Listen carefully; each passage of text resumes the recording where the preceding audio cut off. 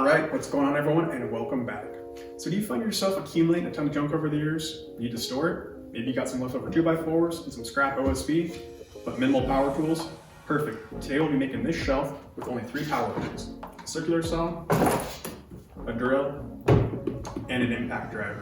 And as a bonus, I'll be cutting half-lap joints for all the joinery in this project. Today on Brewbuilds.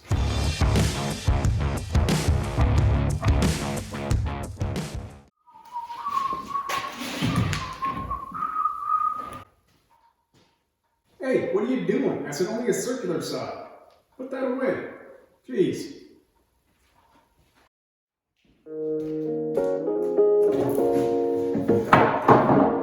Alright, to start this build off, we're going to be starting off with making our leg assemblies. So I'll be laying out the half lap joints that will accommodate the front and rear stretchers and also the side supports. Alright, so with my door board and my circular saw, I'll be making a series of 1/8" relief cuts. After the cuts are made, I'll come back with a screwdriver, break away all the relief cuts, and come back with a chisel and a hand plane and clean those half lap joints up.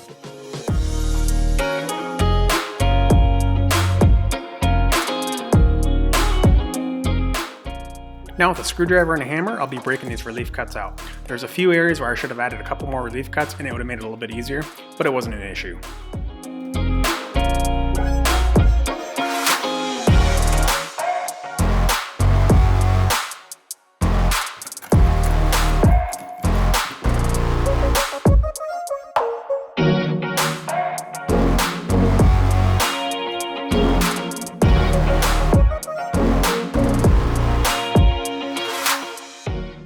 Now with all the half lap joints cut in the faces of these leg assemblies, it's time to cut the half lap joints in the edges. So a little bit of rinse and repeat and we'll be on our way.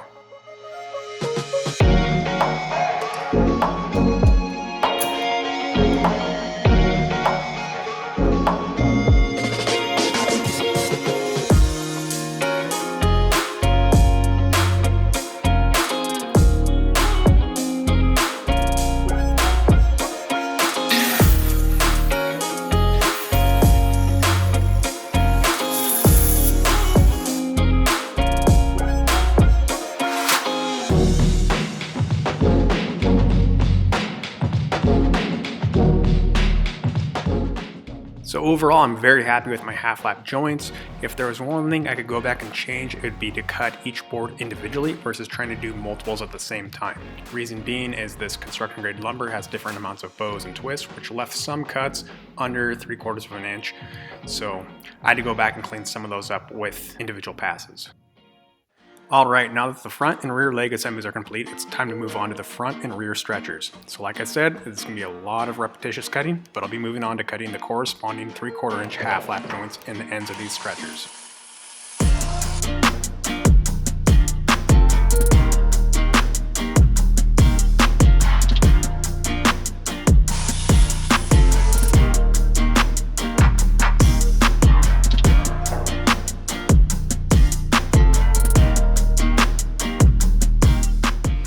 And if I could, I probably would have made a 12-minute long video of me just breaking these relief cuts out with my chisel, because I don't know that there's too many more things more satisfying than this.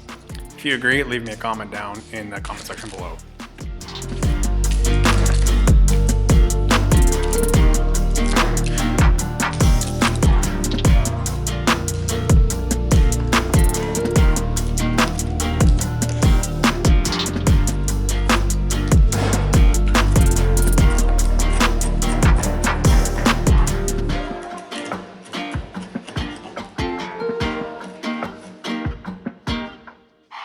Alright, so what we're up to now is I've got my offcuts from the front rails that you just saw me cutting, and now I've got to cut the 3/4 inch half lap joints and the shorter pieces. So what I'm doing is something similar that I've been doing, but I made this little jig on my workbench that allows me to slide my workpiece in, holds it in place for me to cut it. So I can line it up in there, take my door board, throw it on the workpiece like so, line up my flush trim edge to the line, and then make my cuts with my circular saw. So this will make it a lot easier to hold these smaller pieces and allow me to make my cuts.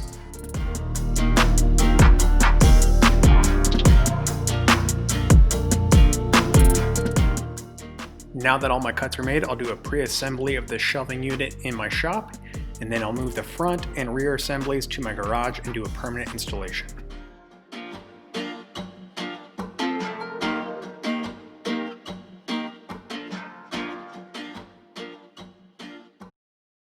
Alright, before I can move this shelf into my garage, I gotta pick up all this stuff and make room for this shelf to be installed. So the shelf itself is gonna start right about where that drywall starts there on the right, and then goes over about 6 feet. So I'm gonna move these tires out of the way to make room to install this. One of my upcoming tasks is gonna be actually come up with some sort of tire storage solution. So if you have any ideas, I'd like to hear them down in the comments below.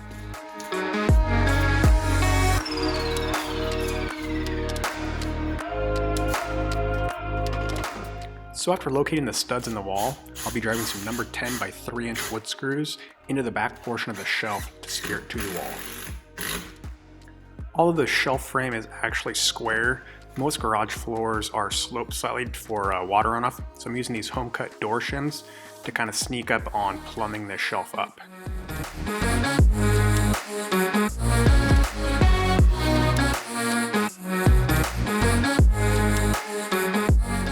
So now that the back portion of the shelf is secured to the wall, I'll be using some clamps and some scrap wood to hold the front portion in place while I install the side supports.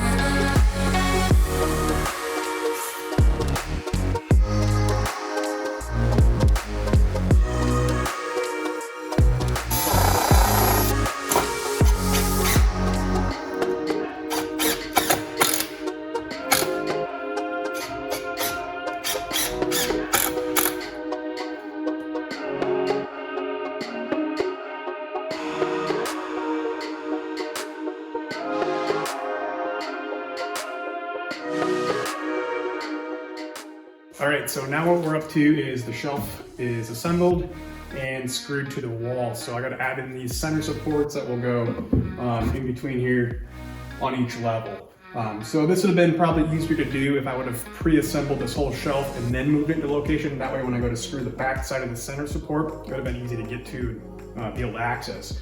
But being that I am in a one-man operation, I built all the pieces in my shop and then moved this shelf into its location and then assembled from there. So that's what we're up to. Let's cut these pieces.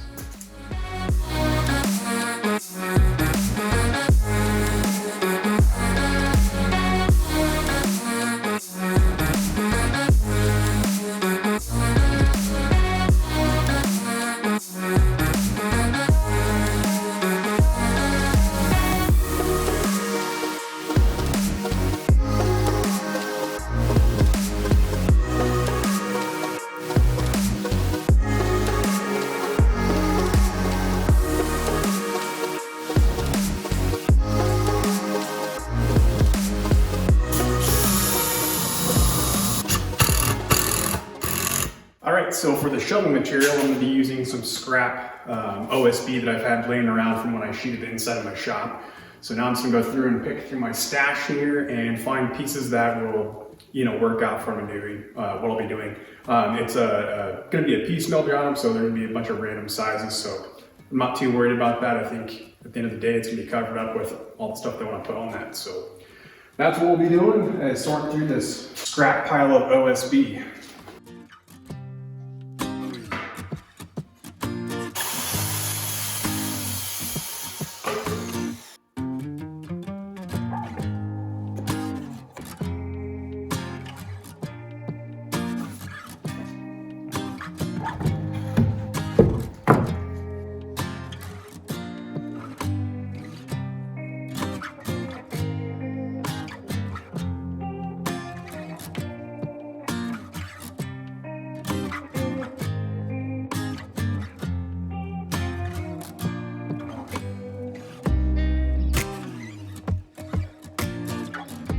So I ran out of all my scrap OSB and had to cut up my beautiful makeshift assembly / junk table. What a shame.